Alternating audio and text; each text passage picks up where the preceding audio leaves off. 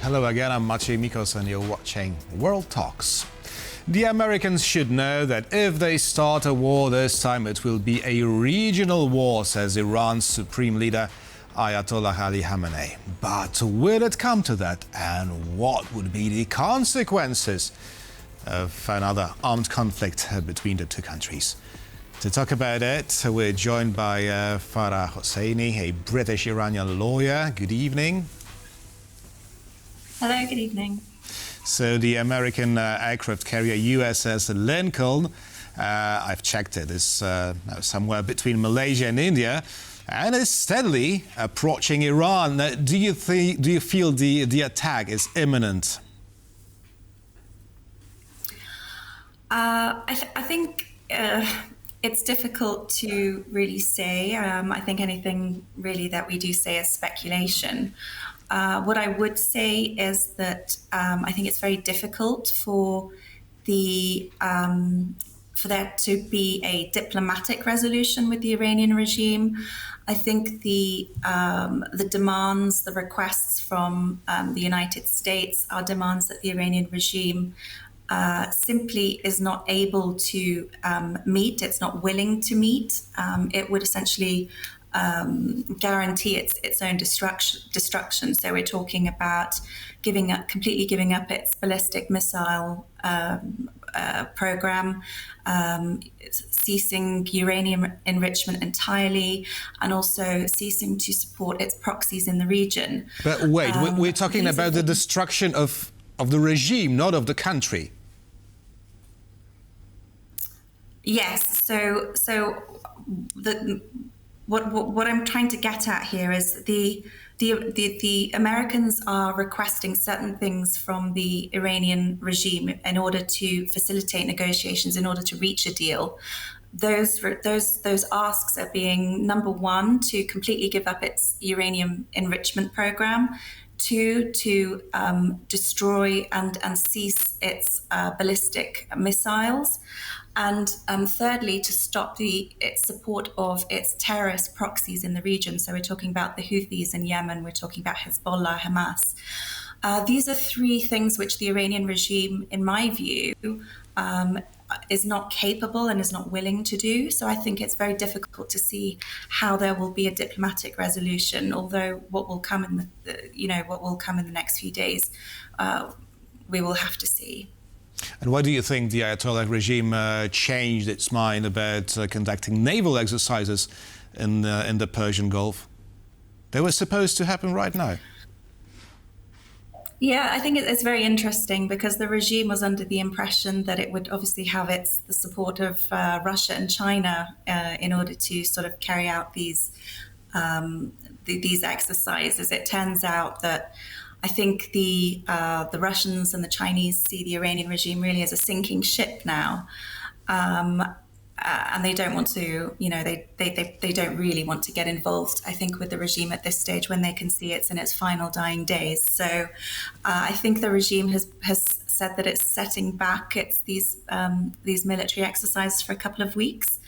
But it's interesting to see the response of Russia and China and them sort of moving away from the regime now.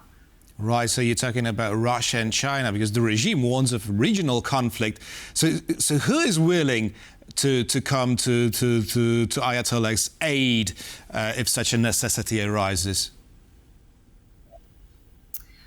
Well, I think it's interesting because for 47 years, the Iranian regime has intended to export the Islamic revolution, its ideology, across the Middle East, and it's heavily armed its proxies in the region in order to try to assert its strength in the region. Today, we're seeing the Iranian regime is isolated as it's never been before. Its proxies have been significantly weakened in the region. Its allies are starting to, as I say, walk away from the sinking ship. I think the demise of the Iranian regime is inevitable. And I think those who have been supporting it in terms of its allies, Russia and China, have seen that, and they are now pulling away. I think also the international community is realizing that this is not a regime that they can do deals with. It's not a regime that is able to act reasonably, that is able to act in the interests of its own people. It's a destabilizing force in the region. And it has exported terrorism not just in the Middle East but also into European soil. So these are things which the Europeans now and also the Americans cannot ignore. We have seen acts of terrorism take place at the hands of the IRGC and its agents in Europe. An Iranian diplomat was actually convicted of a plot to bomb an opposition rally, the rally of the National Council of Resistance of Iran, the largest opposition group in Paris in 2019. But the terrorist was convicted in a Belgian court, but then was sent back to Iran to a hero's welcome. And that was part of what we call hostage diplomacy. The Iranian regime has held Europeans hostage in Iran as a bargaining chip in order to ensure that the Europeans are really at its mercy and haven't been able to take firm action. I think the prescription of the IRGC, the listing of the IRGC on the terrorist list is a very, very positive step. I don't think it's enough. I think the international community needs to go further than that with robust action. And by robust action, I mean closing the regime's embassies, expelling their diplomats, or better, prosecuting the Iranian regime's diplomats under the principle of universal jurisdiction. These are things that Iranians have been asking for 47 years, and it's high time that this happens.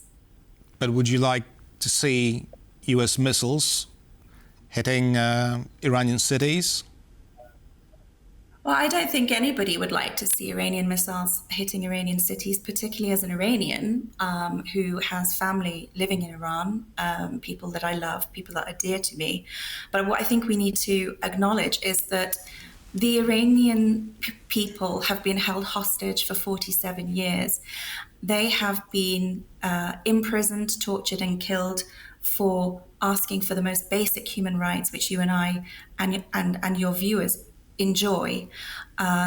It is not a new thing, the repression. This is repression that has been going on for 47 years. There has to be a stop to it at some point.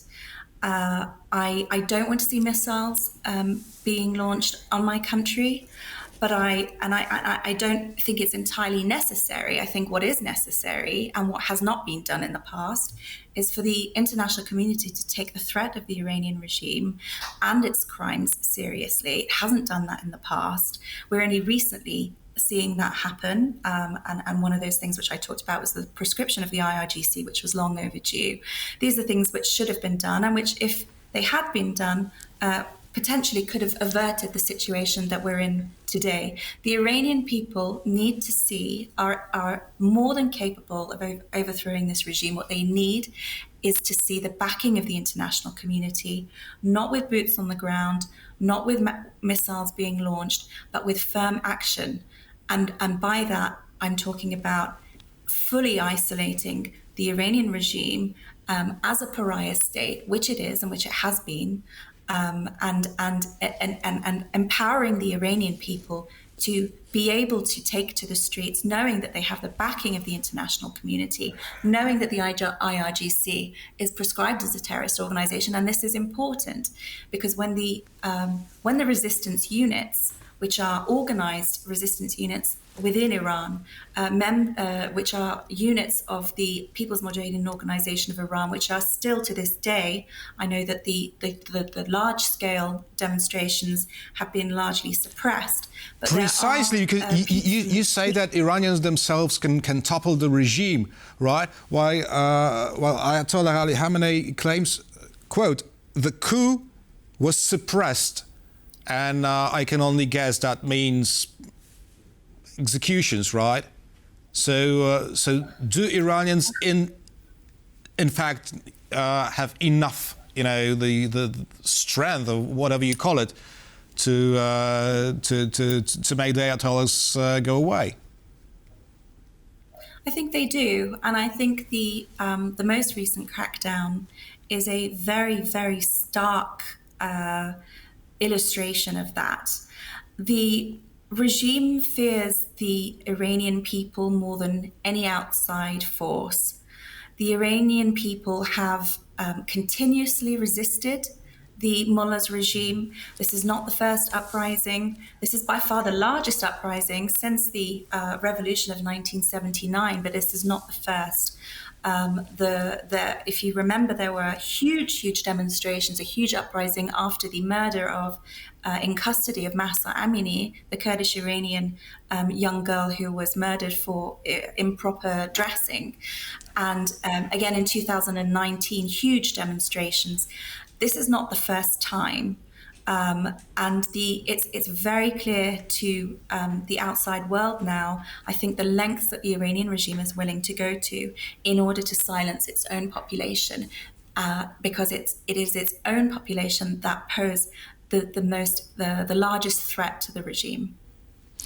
Fara Hosseini, a British-Iranian lawyer, was our guest today. Thank you very much for sharing your views on the current situation in Iran and what future may bring. Thank you. Thank you for having me. And thank you for watching, and stay with us for more interviews here on TVP World.